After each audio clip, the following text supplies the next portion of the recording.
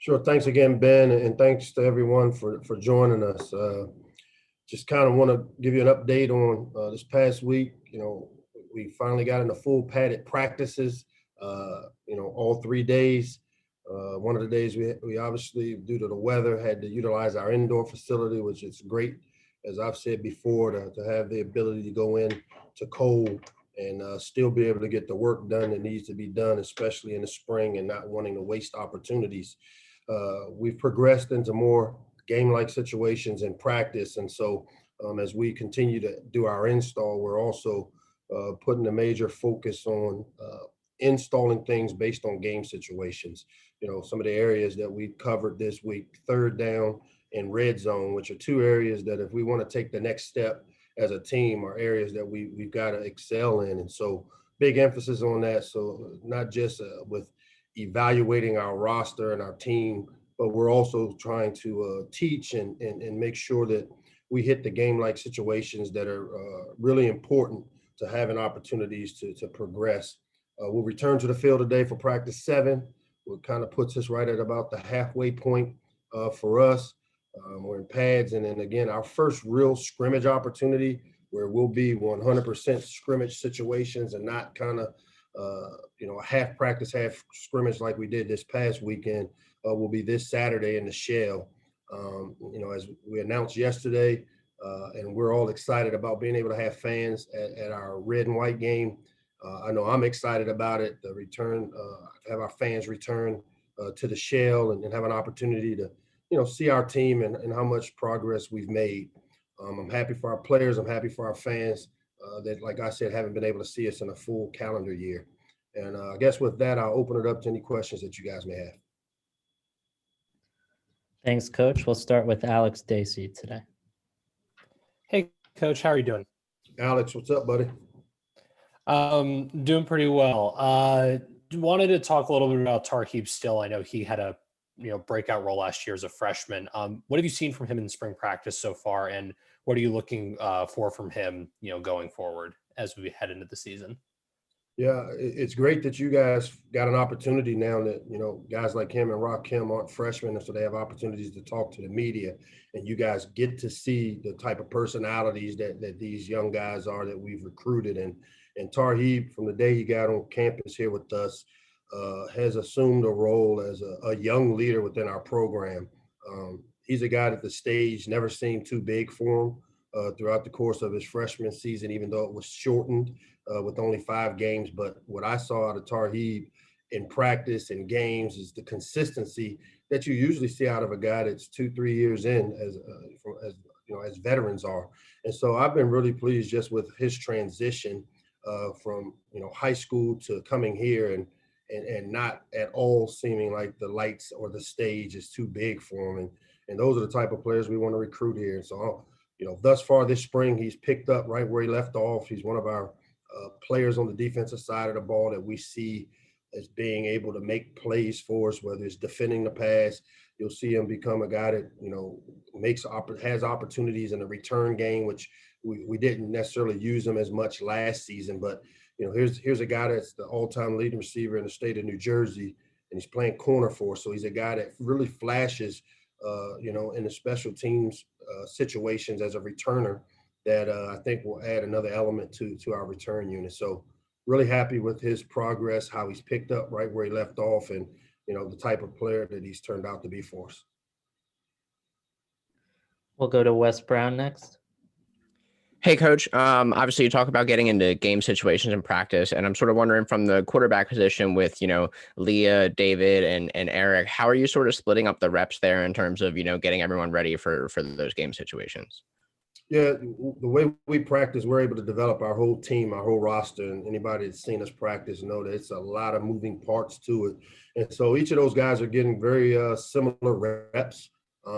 We 2-spot our practices, so we got 2 of the same drills going on at one time, and that allows us to get the third group or the guys, because since we're down in numbers with the spring, until we get the signees in here in August, we're really working with 3 groups. And so, but we're able to develop and get all 3 groups pretty much close to equal amount of reps.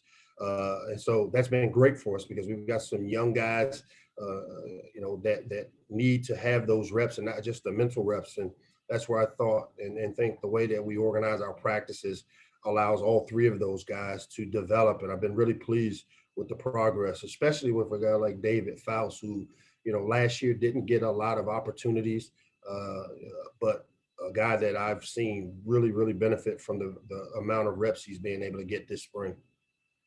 And then Eric's obviously a guy who had to step in last year, due to circumstance, and that's obviously something that could happen this year with a full slate. I guess, what have you seen from him this spring, in terms of maybe getting ready to be able to step into that kind of role again? Yeah, the same thing we saw last year. Eric's always been the epitome of consistency, a guy that knows our system really well, the fine nuances of the system. I see him continue to develop with his work with Coach Enos and in terms of just some of the mechanical and fundamental things.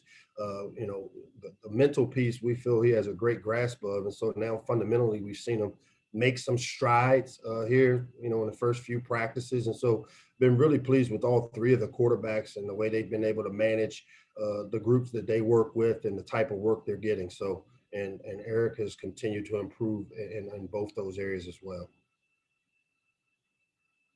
We'll go to Lauren Rosh. Hi, Coach. You touched upon this a little bit with Alex's question. So kind of to piggyback off, when Tarheeb still came here, he talked about how you just kind of sold him on the vision that you had for the program. With some time under his belt, how do you think that he fits into that vision now, and how does he embody the vision that you have for this program? Well, I think obviously, the way he played as a true freshman, he fits into that vision. A guy that from the day he stepped on campus, he's been a starter for us, and that's unheard of. And we've had a few guys that have come through this program that have been able to do that over the course of my 13, 14 seasons here. And he's one of those guys that's been able to do it. So fits right into the vision. I think, again, he's one of those guys that as we recruited, we were clear and concise with where we want to take the Maryland football program and what it's going to take to get it there. And, not everybody's built to come in and build something with their hands.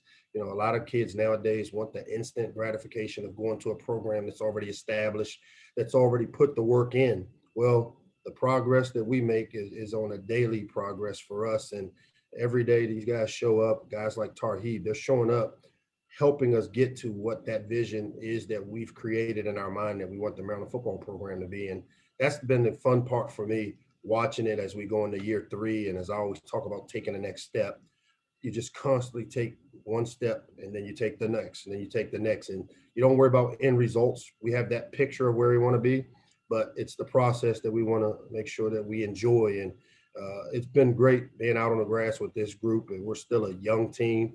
We still got a lot of work to do, but guys like Tarheeb, they don't have a problem with doing the work and putting in the work. Yeah, and he definitely seems to embody lead by example, but kind of more vocally when off the field or promoting, kind of building from what you're talking about. How does he lead more vocally, whether that's on the field or off the field? What do you see from him there? Yeah, I think his biggest attribute is his competitiveness. Not one time since he's been on campus have I ever seen him take a backseat to any player, whether it's him competing against guys like Dante Demas or Brian Cobbs, who are veteran players that have made plays, Jay Sean Jones. He's just really confident that he has the ability to get his job done. And those are the type of players we want to recruit here.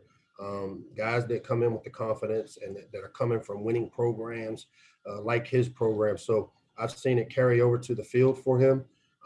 He's, like I said, showed up on campus as a leader in terms of very confident, not cocky in terms of what he's capable of as a player. And I think the players in the program all saw it and have had the opportunity to see him really flourish as a young player in our program. Thank you. You're welcome. We'll go to Ahmed Gafir next. Hey, Coach. Hope you're doing well. Hey, Ahmed, Doing well. Wanted to go back to the offensive line. I know, obviously, got Jalen Duncan, Spencer Anderson, Jahari Branch. Those are the 3 guys that kind of showed what they were able to do last year. But to get a guy like Austin Fontaine back in the swing of things and getting back in the groove, I guess how has he kind of looked, and what's kind of what do you kind of see out of him this spring?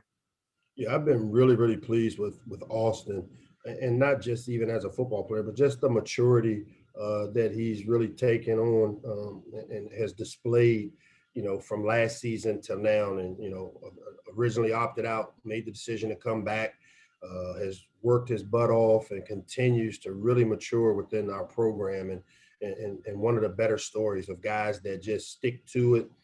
Things may not go great, but they just keep working. And that's what Austin has done, is put himself in a great situation for us as an interior offensive lineman, whether it's being a center or a guard, a guy that we feel has the skill set that we're looking for. And I only see him getting better and better as he's embraced a role of being a leader up front. Your center is a guy that has to make a lot of the calls and get us all on the same page.